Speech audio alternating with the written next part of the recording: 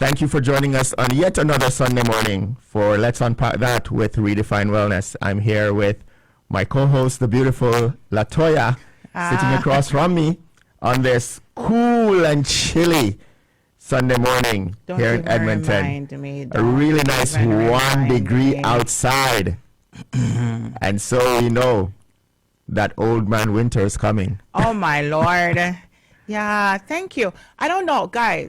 People in Radioland, when I have to wear this, so my mood today, we're going to pump it up so that I'm not reminded that right before Thanksgiving I'm cold, okay? So thank you for being here. I'm happy, and thank you to our co-host, Mr. Alric in the house. I'm calling what? What's the nickname Greg gave you now, huh? What did he give you? Daddy A.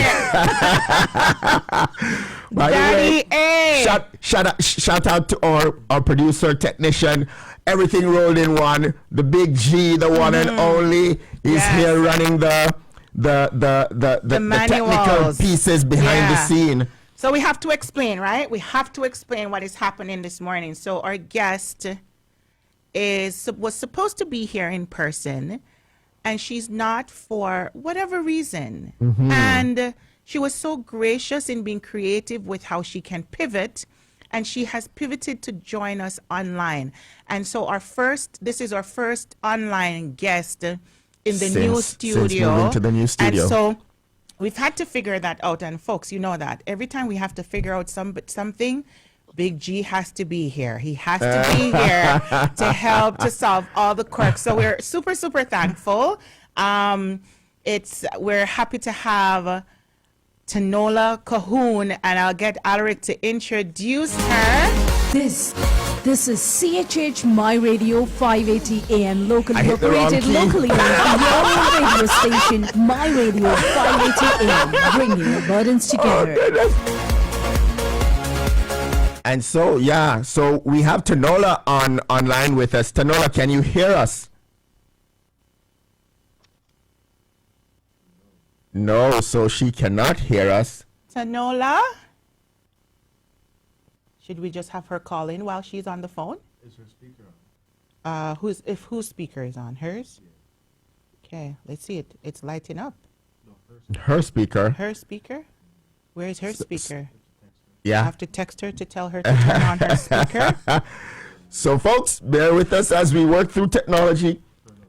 And while we do that, or text her? And while we do that, I will put another song. Result. Okay, and so we're back. Okay, like we never left. Yes. Or did we leave? See, the technology is technologying this morning, and so we're trying to get Tanola back online.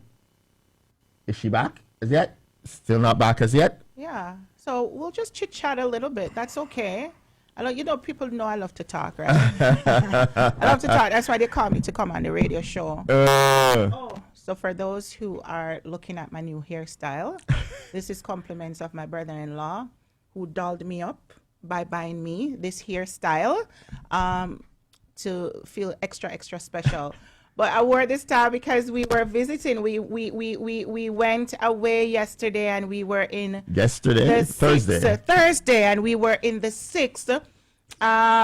For a wedding. For a wedding, we were celebrating beautiful love. And so, Alric, we were flasking, right? We looked good. We looked good, right? We looked good.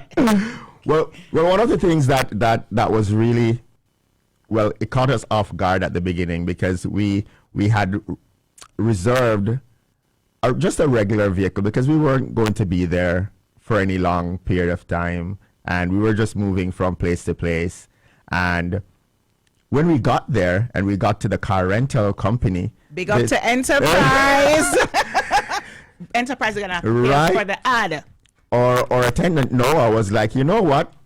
Walk with us, because you guys get to choose between 2 vehicles today, because the one that you reserved is not available. So you guys get to choose between a Mercedes-Benz CLA 250 and a Mustang convertible. And we're like, okay. In the back of my mind, I was like, okay, I'm familiar with the Mercedes-Benz, right? So let me take that one. But then it dawned on us like, this is just for 3 or so days. Why not? Adulting And with then we no were like, kids. you know what? Let's take that convertible. So we were around the 6 dropping the top. We were kidless over the weekend, or should we say childrenless? We were without kids, so we became the kids, yes. right? And hail up to all the aunties in the community who, you know, ensured that our kids were okay, you know, taking them to do activities, picking them up. It's good to know that you have community to help to support you. And, you know, our guest that is here today, and we're working through the technical quirks, is from Let's Talk About It YEG, and it's amazing how community can respond to the needs of the community to create initiatives like these. We're going to get her to call in and be on air because it seems our link is not working. When you're a guinea pig, you get to be you get to work through all the quirks. So let's see if Tanola can call in. So this phone over here will be flashing in a little bit. But in the meantime, like what? Ooh, it's flashing. Okay, it's flashing. So here we go. flashing. So we hit that one. There we go. And which of these do we turn on? Phone. So turn that one down. This one down. And that up and on. Tanola, can you hear us? Ooh, there's an echo, but I can hear you. Oh, there's an echo. I think the echo just left. Could you talk again? Okay, can you hear us? I can hear you. Thank you. Okay. So, I'm happy that you are able to join us. We apologize for the technical issues, but thanks for your resilience and your diligence and your vigilance in being here and for just joining Redefine. Tanola, we've been trying to get you on air for so long. We were not going to let this pass. Can you hear us? I can't hear her. okay, so I think we can hear her now. Okay, go ahead. Why did you have to let the cat out of the bag? Oh, it has to come out the bag. That cat was bagged too long.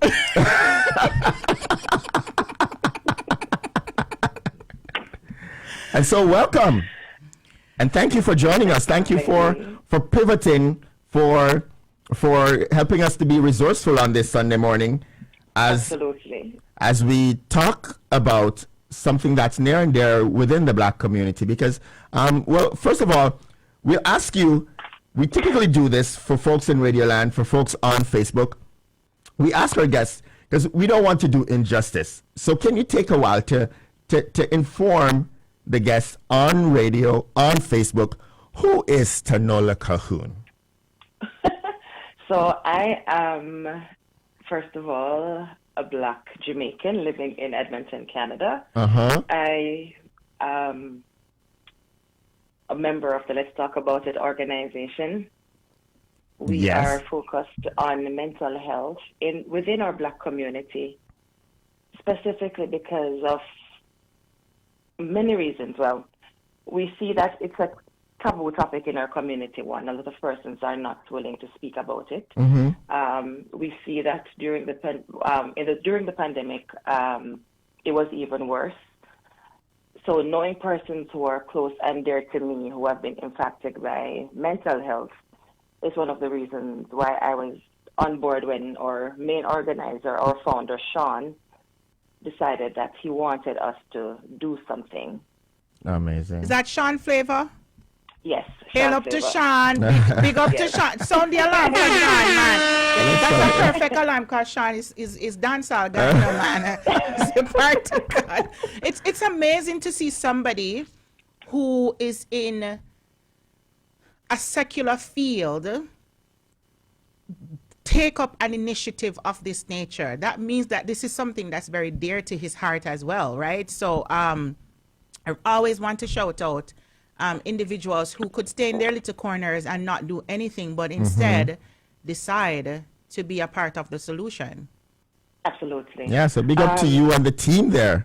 Let's talk about this YEG association. Tanola, I feel like you haven't fully introduced yourself, so thank you for telling us about Let's Talk About It YEG.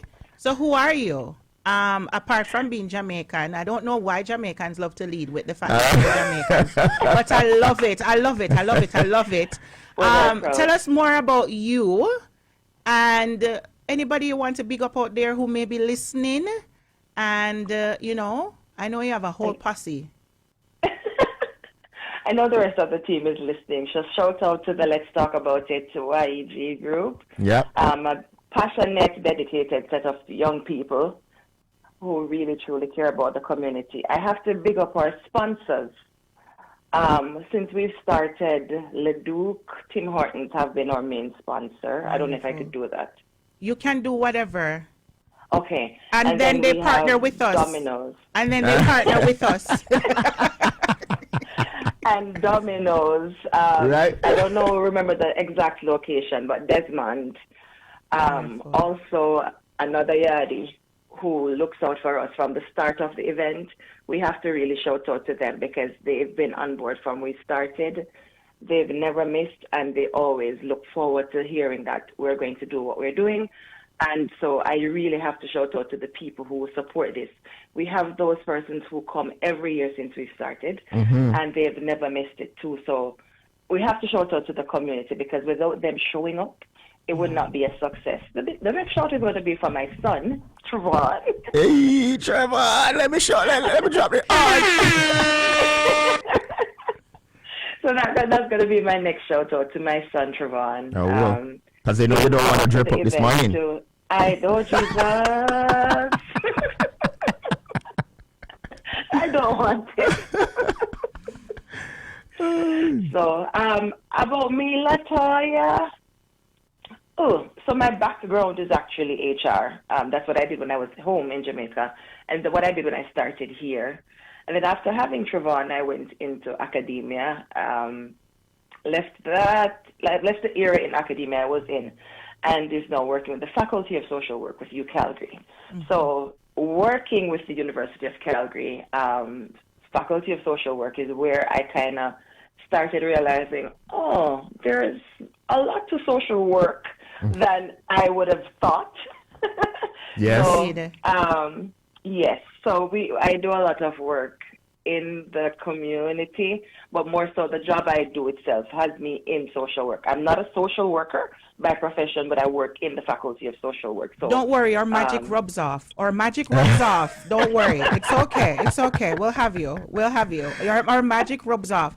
And I think, that gives individuals a lens. And I would say, it's okay for me to assume that gives you a lens into the chronic issues that affect the community, and how even as social workers, we don't just sit and say there's a problem. We try to solve the problem. We meet people where they're at. So thank you. Eloquently organized and stated. People, she's a singer. She do all kind of things, okay? She keeps me quite entertained. Entertainer. I must say. So I don't chase many people. And I chased Tanola, and I think, Tanola, you deserve to be here. So thanks for being on our show this morning. So you spoke about Let's Talk About It. No, go ahead. When did you all start? You talked about the pandemic. So that was 2019, 2020. And so is that when Let's Talk About It started? Not during the pandemic. I think it was just when the pandemic was open, because I remember we had one event downtown, the first one at the police station, and then this one is our third one. So this is our fourth year actually having the event. Wonderful. Yeah. Congratulations. Yeah. Thank you. Thank you. And so you spoke about a bit earlier the lack of this myth in the black community, or this stigma within the black community to talk about mental health challenges and to bring these conversations to the fore, to have these difficult conversations. What was it that drove the organizers, yourselves, your team, to actually realize that, okay, this is something that we really need to tackle? What was that one defining? Because typically with movements like these, there's normally one defining moment that says, hey, this is it. We can't sit on this anymore. We've been seeing this long enough, and we need to do something. What was that one defining moment for you and your team? We had a tragedy in our community. There was an incident at a hall where it was a black community, it was a Jamaican event that was happening. Yeah. And at the event, another set of individuals, non-Jamaicans, had a dispute, and there was some violent things that happened. Fatality happened at the event. And it impacted the community. For those persons who were outspoken, they were able to speak about it and about how they're feeling. But it did put a dampen on the actual event that we would find ourselves going, or we typically see people going. So people would no longer be going out because they were scared, traumatized, and stuff like that. But because a lot of persons didn't speak about it openly, individually you will hear people saying how they're feeling since it has happened, all of that stuff. So we find out, okay, people were not asking or dealing with it, and you would say, are you going to counseling, or have you spoken to anybody? No, I'll be okay, kind of thing. So a lot of post-traumatic stress was being walked around with on people's shoulders. The fear and just not being comfortable in our space anymore was the feeling. So Sean Flavor reached out to a bunch of us, a group of us, the same set of us that started, and he was like, guys, this is really, really bad, and I feel like we need to do something about it.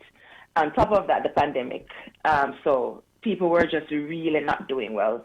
The coping mechanisms that we were accustomed to, which is going to hard parties and all that. I'm just going to ask you to hold on, because we're going to come back. Go to a break and come right back. Sounds good. And so we're back. Tanola, are you still with us? Yes, I'm here. Okay. Thank you. So we're hearing you. And so we were interrupted by the ads just now, while you were finishing explaining what that incident was and how it brought you guys together. Absolutely. So yeah, that basically transpired in 2022, I believe it was, or maybe 2021, because we started 2022. But yeah, that happened, and Sean Flavor, and I think it came because he's naturally a leader at what he does in terms of in the entertainment field in the black community. So he saw the need, and he reached out to a group of us, and we were all like, yeah, let's do it. The Edmonton Police Services is a part of what we do. They came on board because they also have a community outreach program. So it worked out with their agenda and ours. So they have been a partner with us since we started. We still have a support from the Edmonton Police as a core member of our group. So I have to shout out to the Edmonton Police as well. Shout out to the Edmonton Police, Yes. So they have also been a part of what we do. And over the years, the different topics we've had has focused on finance. We've looked at taking care of a caregiver and stuff like that.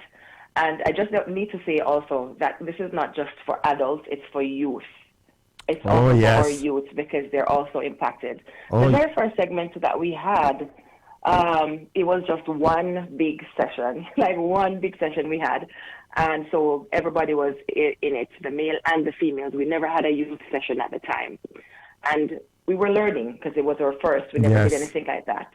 And we spoke to our guests. We were like, what would you like to see? Everybody was like, it's a very good initiative. But some of the things we were told, we work on them for the next one. One, the men wanted to have their own session. And then it would also be helpful if we impacted our youths as well. So that's something we've actually done. We've had sessions just for the men, literally at a barbershop, just them and their counsel as a barbershop setting, because we find that men don't usually like to talk around other people, but with their pair. So that worked out. We heard that it was great from the men who attended, because the females had nothing to do with it. It was all, stay out. All we did was the administrative part of it. We had the location, we had the therapist and everything done, and they had their session. And then from that, we've always been having the youth session and the adult session. So it's been very good. It's been supported by the community. And I want to thank you guys for being on board and really highlighting what we do in the community, because it's needed. It's needed. Well, Tanola, it was an easy sell. And I'll tell people how we knew. So we moved to Edmonton 2.5 years ago. And when we came here, we were very fragile and broken. So it took about a year before we interacted with the community. As a matter of fact, I thought I met you in a supermarket with your rambunctious self, very welcoming and warm.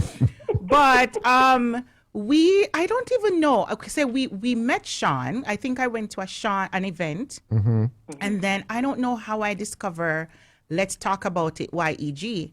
Now, my son is very reserved. With all that he's endured, he doesn't open up very easily. Yeah. So by random, we ended up, you know what? I think I follow what's her name? Cheryl. And I think Cheryl's page advertised it. And I said I was going to go. And then we ended up going just by a fluke. We just showed up, no expectations. And we showed up, and the warmth, the welcome was just breathtaking. But also, I think that was the February that we showed up. Yeah, it was earlier this year, I think. Was it this year? Yeah. I think it's this year. Yeah, Can you imagine? It was this year. You were at the February event. Yes. Yeah, it was earlier this year. Yes, so you guys, you folks have two hosting, so one in February and one in October. Okay, so we were there in February, and when I brought my children and put them in the children's group, we had another event planned, and mark you, it was a birthday party. Let me show you the competition. It was a birthday party that we were scheduled to take our children to. And they did not want to leave. Every time we went, my son was like, no, we have to leave. And I'm going to show you. We brought our dog because our son uses the dog as his support. So we brought our dog to that event, and you folks were like, oh, yeah, he can keep his dog. It's okay. This year, he's like, Mommy, it's okay. I don't have to take my dog. So for folks out there who are thinking about going and wondering if your children are going to be engaged, yes, they were thoroughly engaged. Our children didn't want to leave, and they are looking forward to the next event. And that's where I met another fantastic therapist in your midst, because let me tell you, that presenter, Candace Hamilton, oh my God, who did that presentation for the adults, we had adults opening up about their trauma, and I was like, wow. Wow.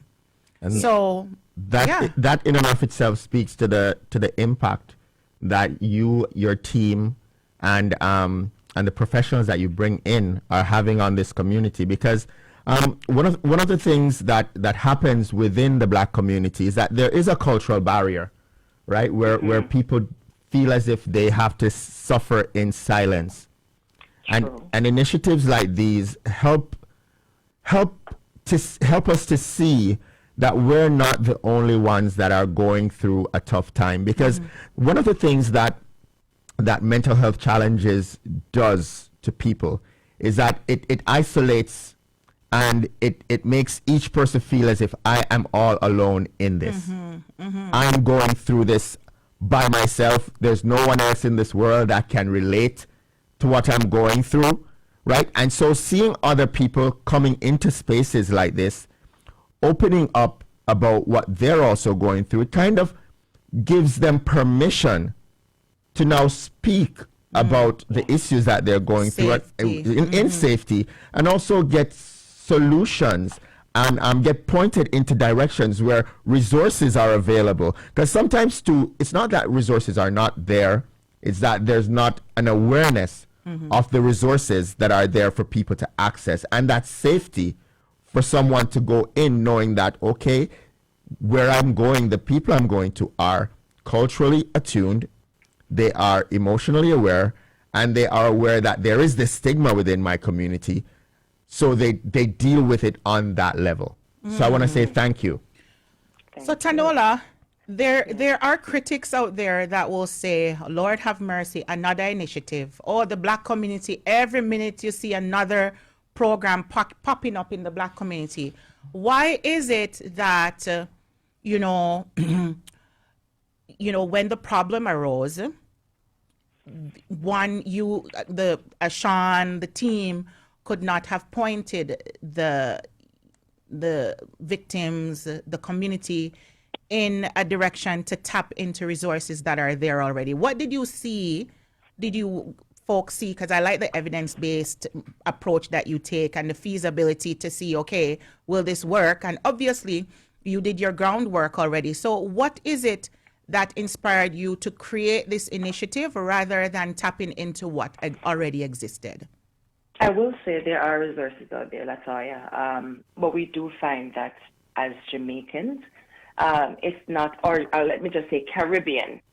We see a lot of resources and it says Black community, but oftentimes Caribbean people are just mentioned briefly or just a slight little bit, and we actually don't get those resources. Yeah. So we all felt like, okay, yes, there are resources and a lot of it is out there, but do our people actually know for a fact what it is? Can we actually relate to those who are providing the resources? Yeah. Because we have Black professionals, therapists, and all of that in our community, a lot of persons don't even know who they are. So it also helps to highlight and showcase their talents within our community. Within our team, what I should say, we have registered social workers in our team.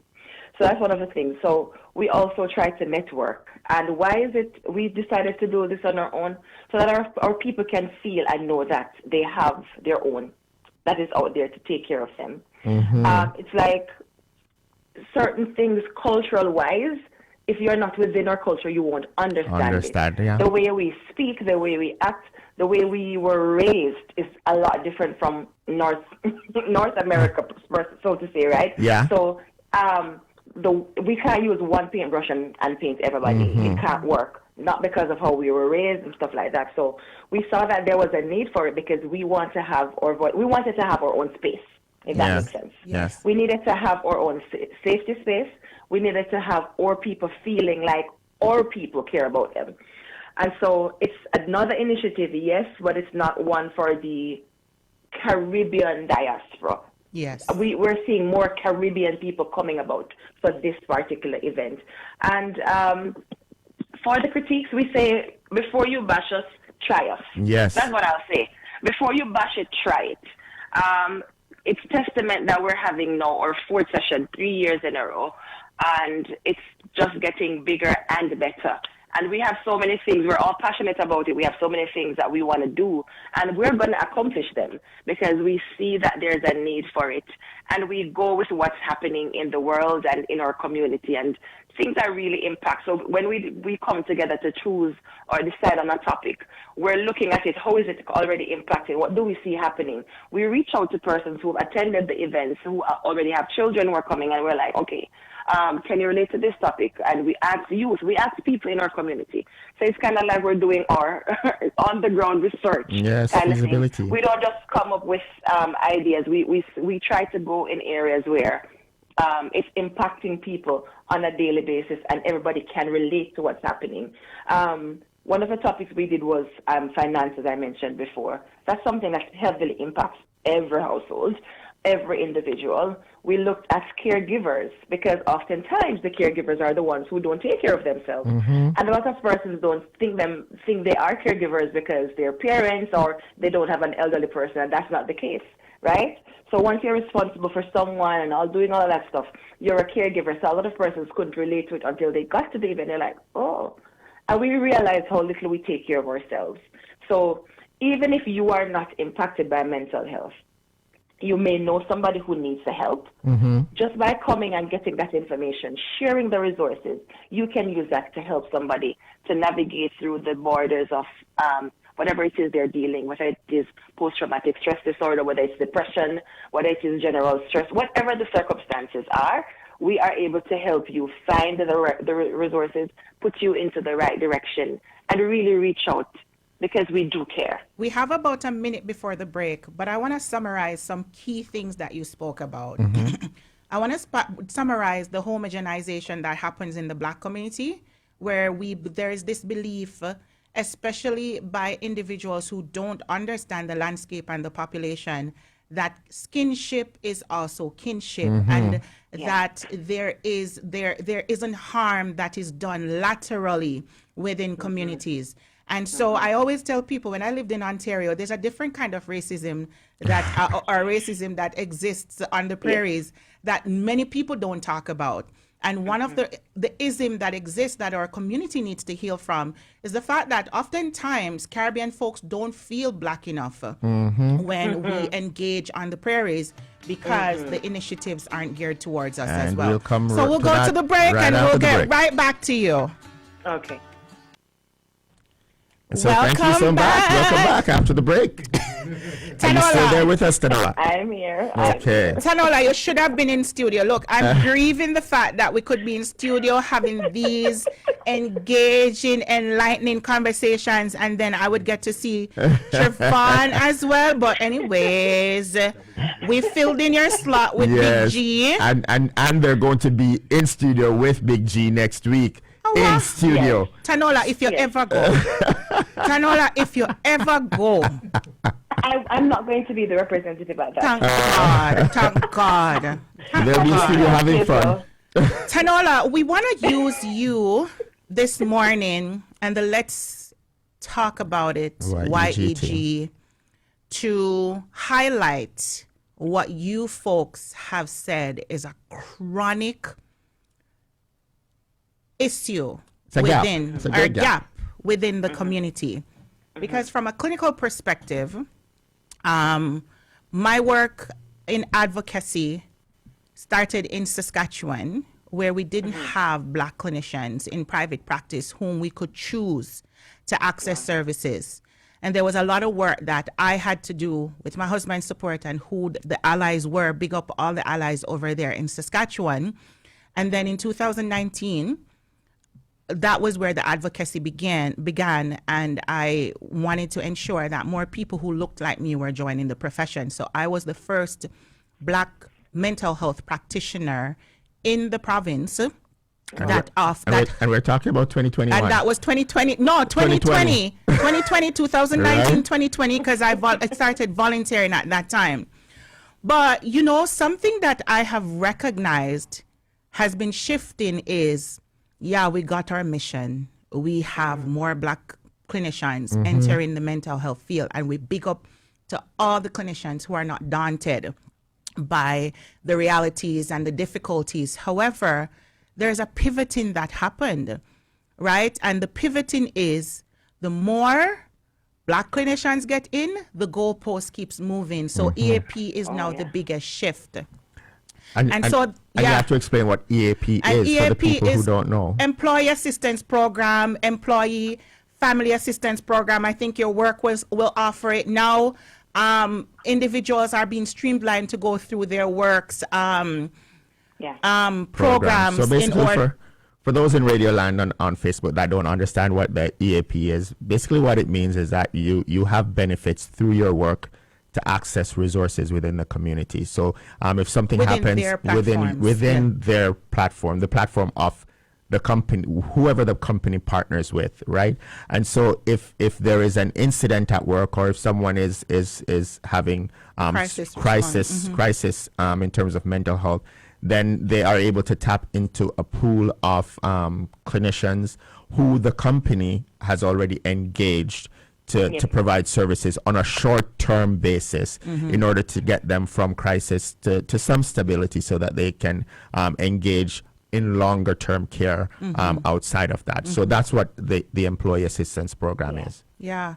So Tanola, thank you for being here today, because what has happened is we own a private practice, as you know, Redefine Wellness, and Redefine Wellness has recognized that the Employee Assistance Program has utilized her services quite monumentally, the demand for having Black clinicians who can speak multiple language, who have cultural competency, has been super, super high. And we have worked with several EAP providers or contractors where, you know, we've been slapped on the arm, because the moment not only Black therapists, but not only Black clients, but any client who comes in and sees the breathtaking way in which we do therapy, they have said, I want more sessions. And what you find is they can't get more sessions, or we get penalized for wanting to advocate for them. So, sound the alarm, Alric. Let's make the big announcement. You are witnessing history. You are witnessing history. And with 3 minutes in the show, I want to announce that Redefine Wellness has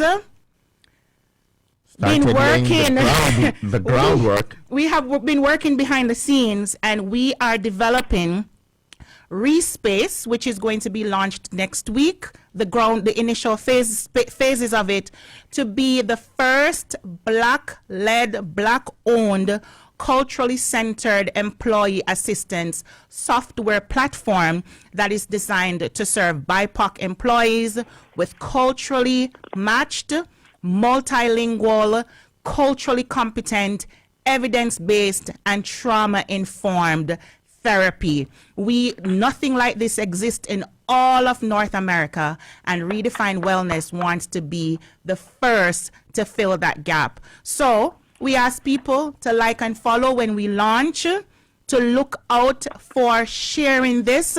This is historic. It's never happened before. We've done our research. We've been patenting. We've been working behind the scenes, and we are happy to launch this. Thanks to my wonderful husband, who takes all my crazy ideas and just runs with them and says, baby, where do I support you? Where do I go? It is, you know, ideation is wonderful, but to see things become concrete is also quite beautiful. So Tanola, sounding the alarm again. Sounding the horn. It's Respace, REI and space, because we want to make sure that we create space and hold space for our people. Yes, indeed. See, one of the things that that you have spoken about this morning, Tanola, is how connection and education and creating safe spaces makes all the difference. And so when Latoya came up with this idea, and she was like, you know what, this is something that really would resonate with the community. I remember when I was going through my own mental health challenges, and it took me over 6 months just to see someone, right? And there are people within our community. Just imagine having, one, a stigma that's already attached to mental health challenges, two, not knowing where to go that's safe for you to be able to unpack whatever you're going through, and three, having to wait such a long time in order to get support. And so this that we have laid the groundwork for, that's being launched next week, is something that we want to talk openly about, so that corporate entities can understand, because there is a great gap. And we'll be showing the feasibility and the research behind that. There's a great gap where BIPOC and underrepresented communities are not utilizing these services because they do not feel safe. But also, Alric, you know, the big grouse for me, the upsetting thing for me is I was a part of Alberta Black Therapy Network.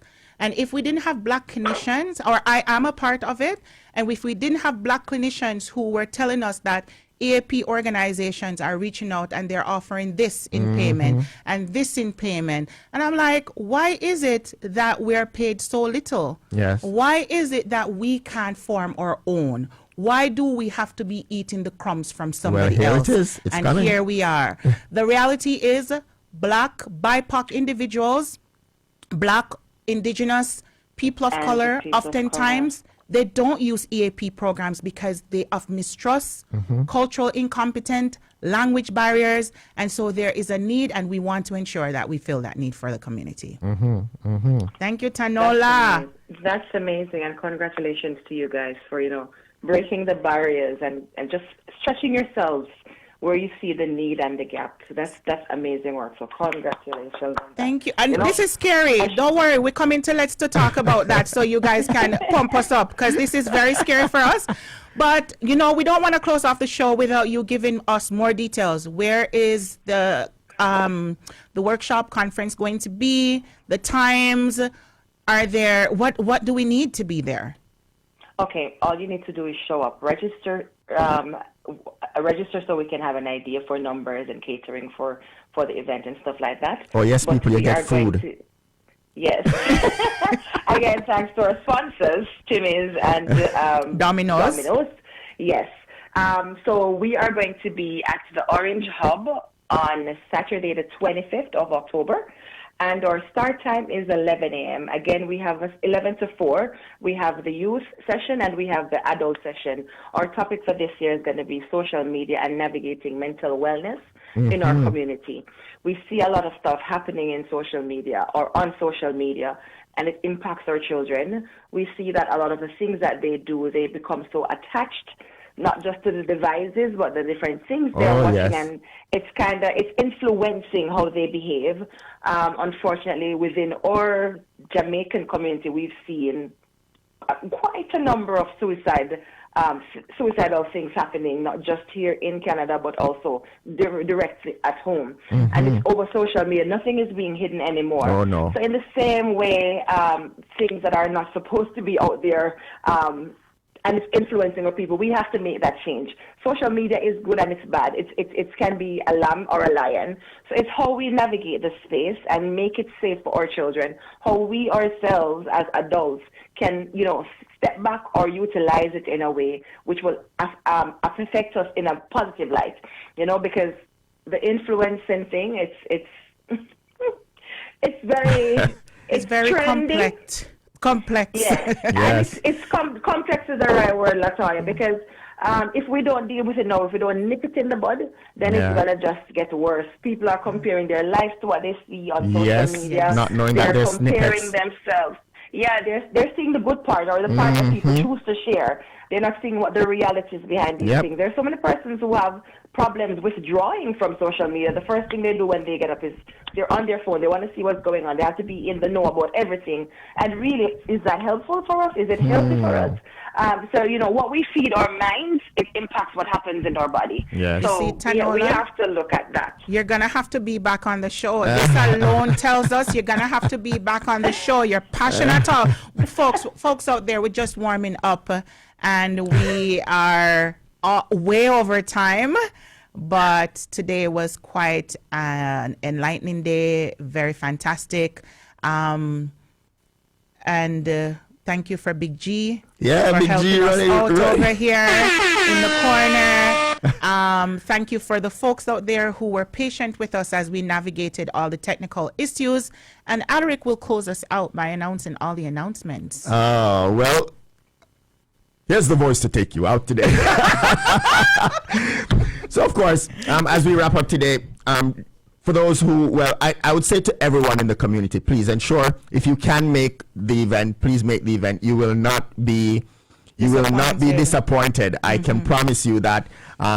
If you have children, please take them out so that we can start normalizing talking about challenges with mental health, and so that they can see that word in and of itself is not so scary. It's basically just understanding how the mind works, how the pressures of the world affect the mind, and how that translates into your everyday actions, right? And that there are resources that are out there to help you in order to navigate this.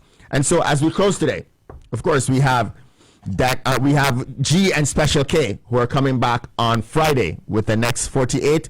On Saturday, Danny and G come back in this beautiful studio to talk, and I think it's part two of this conversation, right? Yes. To have the weekend morning show, and of course, Latoya and I will be back next week Sunday for another episode of Let's Unpack That with Redefine Wellness. That's when you should have changed your voice. Let's unpack that. But for now, we're gonna take you out with the Clark Sisters with Blessed and Highly Favored. Until that, we'll see you. Bye bye.